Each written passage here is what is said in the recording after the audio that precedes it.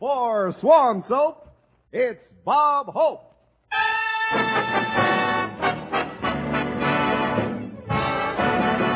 With Doris Day, Jack Kirkwood, Irene Ryan, yours truly, High Averback, Les Brown and his band of renown, and our special guest, Rhonda Fleming. And here he is, Rudolph, the swan-nosed reindeer, Bob Hope.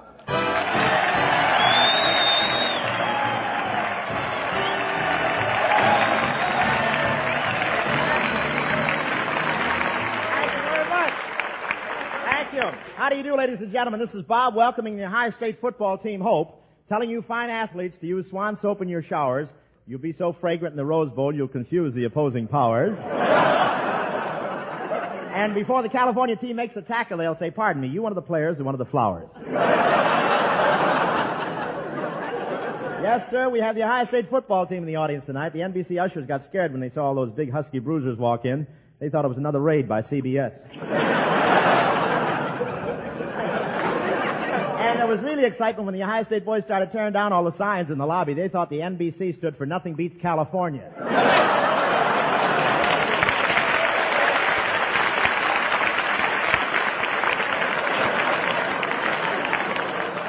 And are these boys rugged? I ate with them at the training table today, and they have a different way of passing things. You're now looking at the fool who asked for the gravy.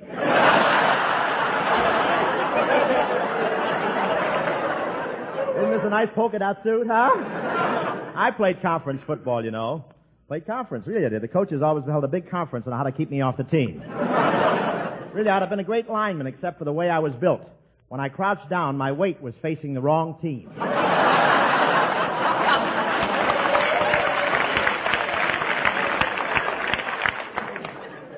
The Ohio coach, Wes Fessler, came prepared for his visit to California. He made all the fellas bring overcoats, raincoats, sunsuits, snowsuits, and diving helmets.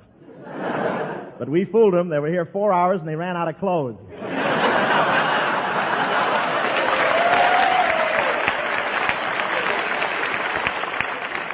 I won't say how much rain we've had over the weekend, but this year we're harvesting the oranges with nets. Things were really floating around here over the weekend. I drove to the Coliseum Sunday to see a football game. When I got there, I parked in my own garage.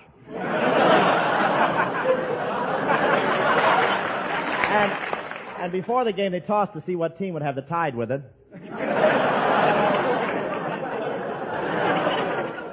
Yes, sir, the Los Angeles Rams were playing the Philadelphia Eagles in the Coliseum, but after the first 10 minutes, it looked like the Long Beach Mud Hens playing the Signal Hill Gophers in the La Brea Tar Pit.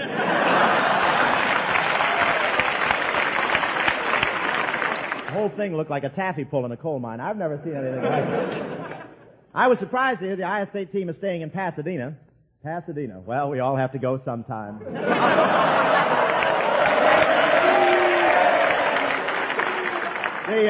The coach wanted these boys to get lots of rest, and Pasadena doesn't allow any noise at all over there. They arrested a bellboy at one Pasadena hotel for disturbing the peace. He served an Alka-Seltzer without a silencer. And if you take an Alka-Seltzer in Pasadena, you have to go to Glendale to burp. What a ritzy town. They stop you at the city limits and make you exhale your smog. They're very snobbish in Pasadena. They believe if you don't live a good life, when you die, you go to Los Angeles. I'm talking pretty fresh about Pasadena for a guy who needs tickets to the Rose Bowl. Those tickets are harder to get right now than a bath in New York. It's pretty hard to convince Californians that there's a water shortage in New York, but there is. It's so dry there, I got a letter from New York yesterday, and the stamp was pinned on the envelope.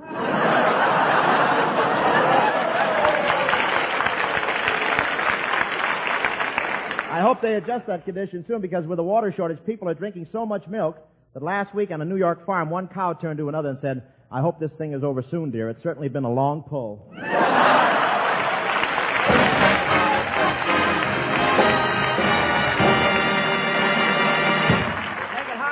You know, ladies, taking a bath should be more than just a means of getting clean. A bath should be an invigorating experience that leaves you looking your best and feeling as good as you look. Well, that's the kind of bath you enjoy when you use Swan soap. For Swan's wonderful free sudsing action whips up an ocean of rich, creamy lather that caresses your skin, brings out your loveliest you, and leaves your face, hands, and body feeling relaxed and refreshed. It's Swan's mildness and purity that makes this white floating soap a natural choice for baby's bath, too. and for washing your most delicate fabrics. But there's nothing delicate about Swan Soap's free sudsing action in the dishpan. It makes short work of dirt and grime.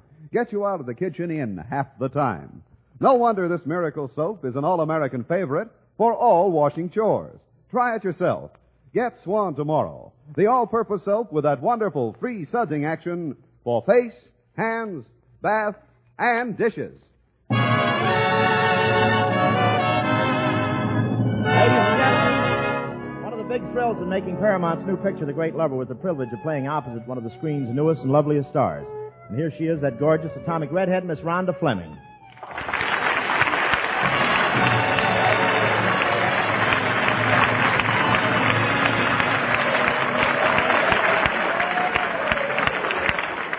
Welcome to our little swan bake, Rhonda. Well, thank you, Bob. That was a wonderful introduction, by the way. But why should I get all that applause? Well, the Ohio football team is in the audience. They know a good formation when they see one. Hiya, fellas. Gee, you're certainly a lovely vision tonight. With those green eyes and that red hair, you look like a traffic signal. A traffic signal? Uh-huh. Well, it's lucky for me your age put you in the safety zone.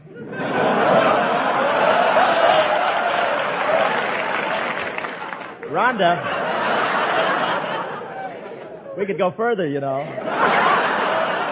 Later, Bob. Rhonda, that's not gray in my hair. It's frost. I forgot to wear my smudge pot earrings last night. Rhonda, I haven't seen you since we whipped up The Great Lover. By the way, you know how Paramount happened to choose me to play The Great Lover, don't you? The economy wave? Please, girl, name one actor who could have played the part better than I did. Well, let's see. There's Van Johnson. Van Johnson, you mean the pumped-up Mickey Rooney? Look, Rhonda, I don't want to disillusion you, but Van Johnson's a big fake. Even his freckles are phony. Oh, you mean those freckles aren't real? No, MGM sprays ketchup at him through a screen door. That takes care of him. Next. Well, then, what about a more mature actor like Charles Boyer? All women are crazy about him. His voice is so soft and muffled. Yeah, my voice would be soft and muffled, too, if I strained it through my eyelashes. Next. Oh, you can't discourage me, Bob. There's lots of actors who could have played The Great Lover. For instance, what about Cary Grant? Yeah, what about old Notch Chin? Bob, there's a dimple in his chin, and I love it. Dimple. I've got the same thing 3 inches higher, and they call it a hole in my head.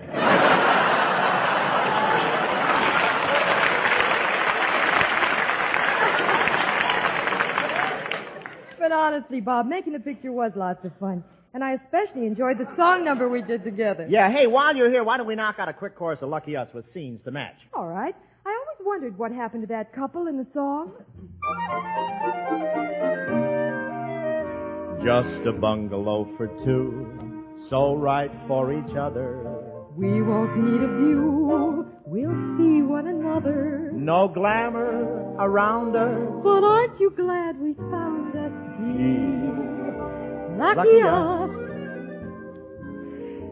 Imagine, Robert, we're actually married at last. Yeah, and wasn't it a wonderful honeymoon? Mm-hmm. But I still think we should have gone together.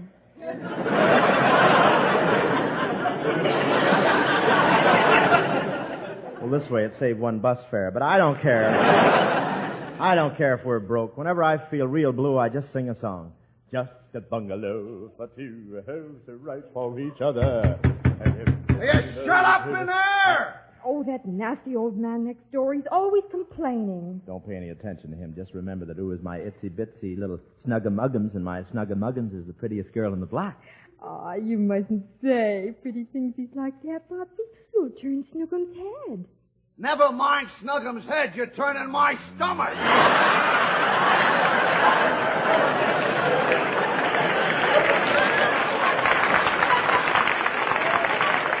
Darn him, he gets me all confused. Robert, what are you doing? Well, I didn't want to show you till I finished. Come on now.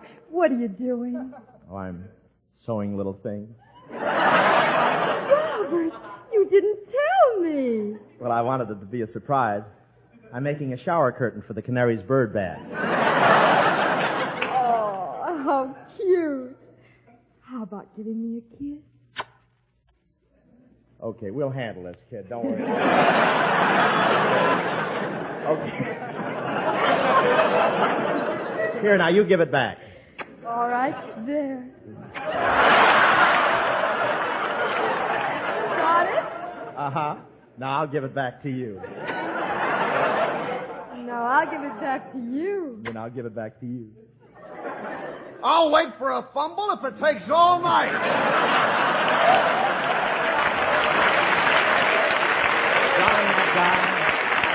So we won't eat crepes, Suzette. They make you so weighty. We'll eat what Grandma ate. She lived way past 80. No pheasant in brandy. No pills we must keep handy. Gee, lucky us. Now let's look in on the same couple. They've been married now for 10 years. Boy, are you hopeless. Oh, shut up, fathead.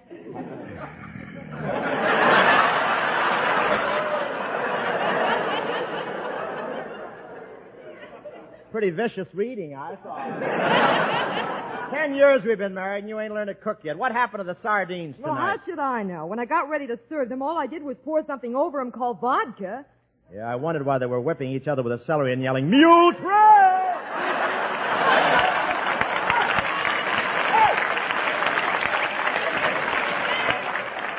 Oh, I don't know why I ever married you in the first place. Are you kidding? We've been married 10 years. You still don't know how to cook. What's wrong with my cooking? Well, you shouldn't be so careless with the ingredients. Yesterday I found a razor blade in the biscuits. Did you really? Yeah, now I'm worried. The Cocker Spaniel's missing.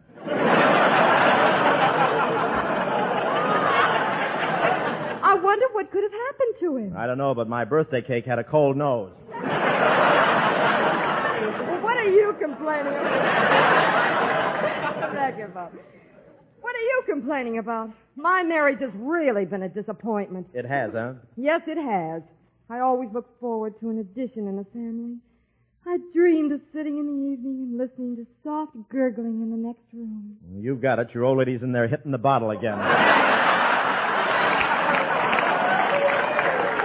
There'll be socks and things to mend. I'll keep you in stitches. Time is all we'll spend. With us, time is riches. Oh, Mother, we've been married 50 years this week. I know it, Robert. Remember our first anniversary? Yes. We danced till dawn. We sure did. You put the anniversary waltz in the phonograph, and I cranked it up. That's right. Do you feel like dancing now? Yeah, but tonight you'll have to crank me up. Well, you are beginning to look kind of ancient. I noticed lately your bones are cracking up a bit. Yeah, they sure are cracking. Getting so I can't tell whether it's my Rice Krispies acting up or me sitting down. Gosh, Pa, you're not as lively as you used to be. Whatever happened to your get up and go? It went, and it ain't come back yet.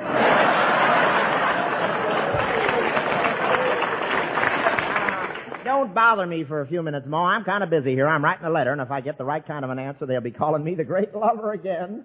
You mean you're asking Santa Claus for some celery tonic? No, I'm writing to Alvin Barkley for advice. So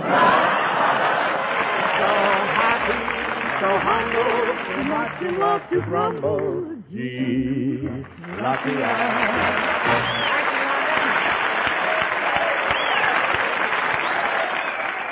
Swan wrappers from America mean soap for Europe's needy.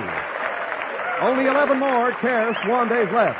Send your Swan wrappers to Care, Boston 1, Massachusetts. Friends, tonight we have a message from two of baseball's all-time greats, voted this year's most valuable players in the major leagues, Jackie Robinson and Ted Williams. Here's Ted Williams from Boston. Tomorrow, most of you youngsters all over the country are starting your Christmas vacations. I know you'll have it all over the kids in Europe because there's a desperate shortage overseas of everything. Not just Christmas presents, but the very necessities of life. Food and clothing and even soap. I'm sure I don't need to remind you that Christmas will mean a lot more to you if you give as well as receive. And take it from me, you can help plenty during these next few days before Christmas. And now, I want to wish all you boys and girls a very Merry Christmas, and I know you'll get in there and pitch. Thanks, Ted Williams. And here's Jackie Robinson from New York.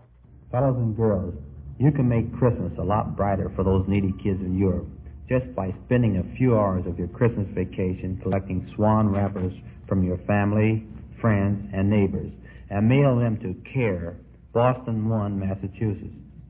Soap may not sound like much of a Christmas present to you, but to those kids in Europe, it may mean the difference between sickness and health. And believe you me, the pleasure you'll get from helping boys and girls less fortunate than yourselves will give you a bigger bang on Christmas morning than all the presents in the world.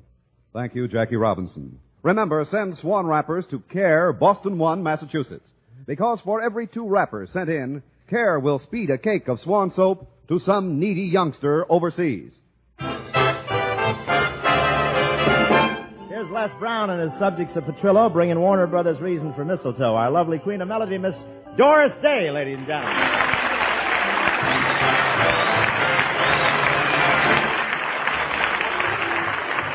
Here comes Santa Claus, right down Santa Claus Lane. Vixen, a Blitzen, and all his reindeer are pulling on the rein. Bells are ringing, children singing, all is merry and bright. Hang your stocking, say your prayers, 'cause Santa Claus comes tonight. Here comes Santa Claus, right down Santa Claus Lane. He's got a bag that is filled with toys for the boys and girls again. Hear those sleigh bells jingle, jangle, what a beautiful sight. Jump in bed, cover up your head, 'cause Santa Claus comes tonight. Santa Claus comes tonight.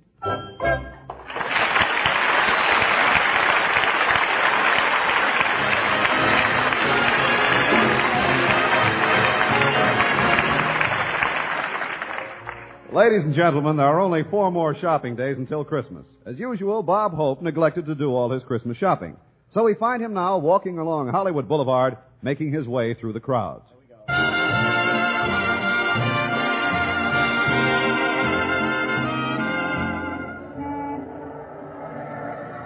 Gee, what a sight Hollywood Boulevard is. People milling around, sirens going, cops arresting pickpockets, streetcars bumping into automobiles bumping into pedestrians, and above it all, a loudspeaker playing a record of Some Enchanted Evening. Well, I'd better get over to the store and... Oh, hello, Bob. Oh, hi, Doris. What are you doing up on Hollywood Boulevard? Well, I just have one more present to buy, and it's pretty tough making a choice because this guy I have to buy it for has such perfect taste. He's so discriminating, such a man of the world. Well, who is this guy? Me? What would you suggest, Doris? How about a full-length mirror?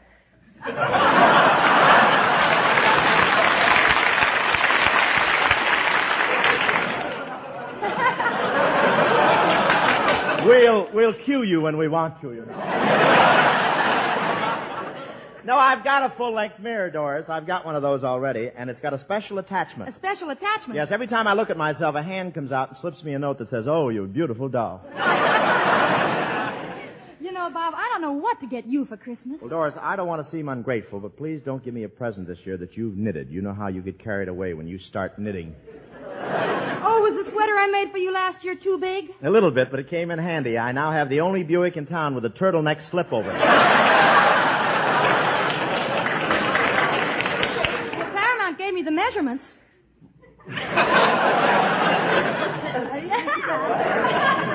Get the laugh in a straight line. Go ahead. It's all right. Don't let us go to your next line. It's all right. You know, Bob, I'll bet everybody has a gift problem. I wonder what all these people on Hollywood Boulevard are buying. Well, it ought to be easy enough to find out. I'll just ask a few of them. Maybe you'd like to interview me, young man. Well, how about this? How about this? Now they're devaluating people. Well, maybe you can help me, sir. I'm trying to find out what sort of gifts people are buying up here on Hollywood Boulevard. Well, I'm trying to buy something for my wife, Maggie, and she's such a problem. Well, why is that? She weighs 370 pounds and has 4 chins. Oh, our married life isn't very happy. Why not? I never see Maggie alone.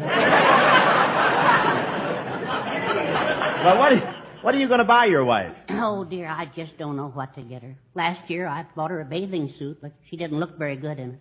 Because she's so heavy? No, it's on account of her tattoos. You married a tattoo woman? Yes, I had to. I couldn't afford a television set.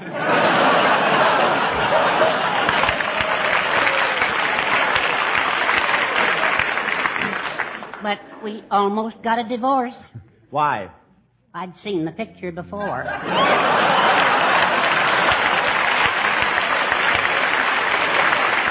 Well, thanks very much. See, there's a lot of people up here on Hollywood Boulevard. I wonder who I ought to talk to next. Oh, here comes someone. It's a woman. I think it's a woman. Hello, Mr. Ho. I was wrong. It's Irene Ryan.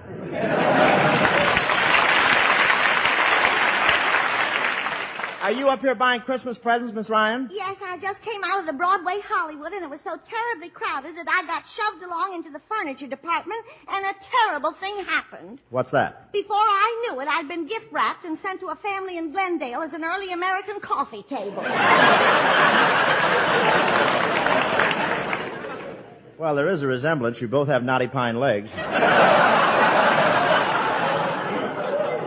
I know. Aren't they sporty?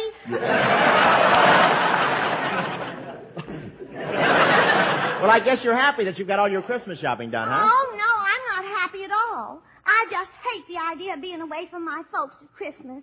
I'm especially homesick today because I just got a letter from my mother. From your mother? Yes. I've got the letter right here. She writes to me, Dear George. Dear George? Yes. I always wore my brother's hand-me-down clothes, and we never got around to telling Mother.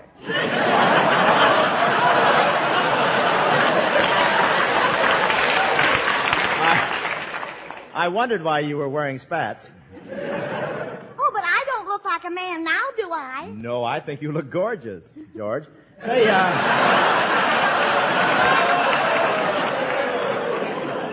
worked that out pretty well, you know.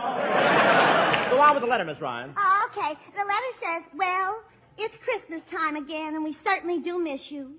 Here at home, we have the usual cold weather. The snow and ice brought on an annual attack of lumbago.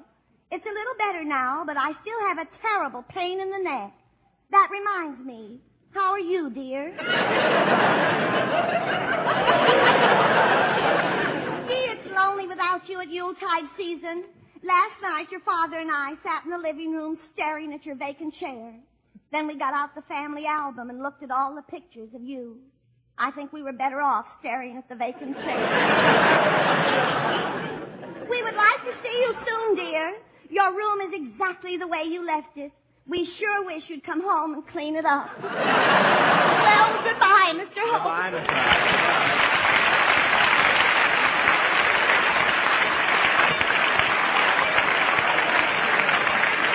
Say, there's that Santa Claus I've been seeing on the boulevard lately. Think I'll go over and talk to him.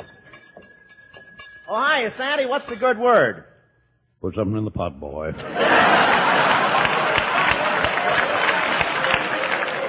Well, how you feeling tonight, Santa? Oh, miserable, boy. Just miserable. I'm so miserable I could be the West Coast distributor for misery. I caught an awful cold last night. Merry Christmas, everybody. You have got a bad cold. I wouldn't have caught this cold if people would only learn. Learn what? To cover a man up after he's been thrown out of a saloon.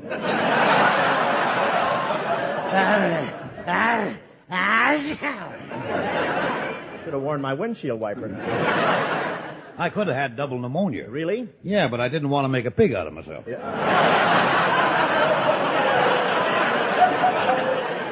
Come on, put something in the pot, boy. Well, what are you doing for your cold, Santa? I was going to buy some cough drops, but they cost a lot of money, and I was going to buy some bromoquinine, but I didn't want to spend the money for that either. You know, there's a lot of scotch in you. Well, don't stand so close to me. You won't notice it.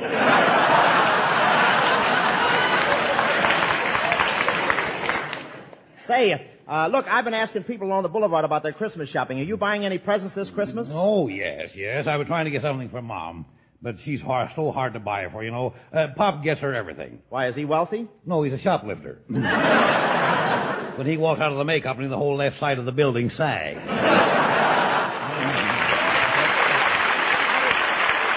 Christmas, everybody. Merry Christmas, everybody. Well, Bing Crosby.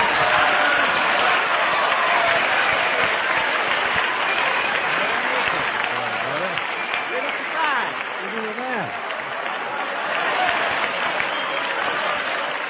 California he's wearing there. You want to get us going to get killed? How are you, Dad? Nice of you to drop in. Well, I was listening to the show outside there, Bob, and I knew you'd have some time to spare, so I thought I'd fill in the gap, you know? You've not only filled it, you're overflowing, Bob. Well, of course, this is the time of the year when people drop in on people, and you are people, aren't you? I never can tell. The insults I have to take to get a free guest star, isn't it? What's that, Robin? Just open your mouth and let's have it, Dad. Silent night, holy night, all is calm, all is bright, round yon virgin mother and child, holy infant, so tender and mild, sleep in heavenly peace,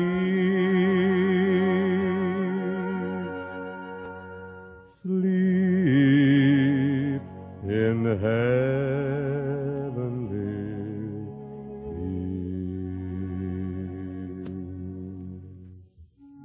Yes, sir. What a fortunate family the Crosbys are to be able to sit around the tree on Christmas Eve and sing the carols with Tin Pan Alley's St. Nicholas, the one and only Dare Bingle. You know, every Christmas my kids, Linda and Tony and Nora and Kelly, throw it in my teeth. Daddy, why can't you sing like Mr. Crosby? That's very gracious of you, Robert, but when Gary, Dennis, Philip, and Lindsay gather to sing the carols, I want to tell you I'm just the fifth in the foursome. Besides, on Christmas Eve, the gang discussed matters of far greater importance than Daddy's music. And don't we all? You know, on Christmas Eve, our thoughts and our thanks go out to the mothers and dads of more than 300,000 young men who traded their lives for our freedom, and to the thousands of their buddies who'll be spending another Christmas in our veterans' hospitals. You mind if I throw in something personal here, Robert? This is the time for it, Harry. Well, Bob, when a Hope and a Crosby get together, things usually get a bit zany. But crowding Christmas as we are, I'd like to take my hair down. Up, no cracks here. And tell you very sincerely, Santa Claus couldn't bring me anything I value more dearly than a lifelong lease on the good fortune that has given me so many good friends. It's wonderful. Sign right here. I'll go for that. Merry Christmas, Bing. Merry Christmas, Bob. Merry Christmas, Merry Christmas, friends.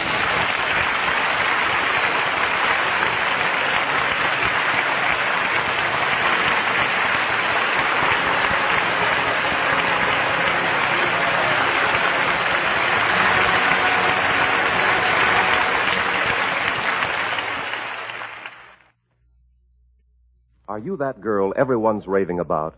She found her own rave number on the dial-a-wave chart. Now she's my number one rave. She's my sweet sweetheart. Rave and only Rave Home Permanent brings you the easy-to-use dial-a-wave chart to end guesswork in home waving. A flick of your finger and there's your rave number, your personal guide to the perfect wave for your kind of hair. So fast, yet so sure, Rave Home Permanent gives you exactly the amount of curl you want, long-lasting yet more natural from the very first day.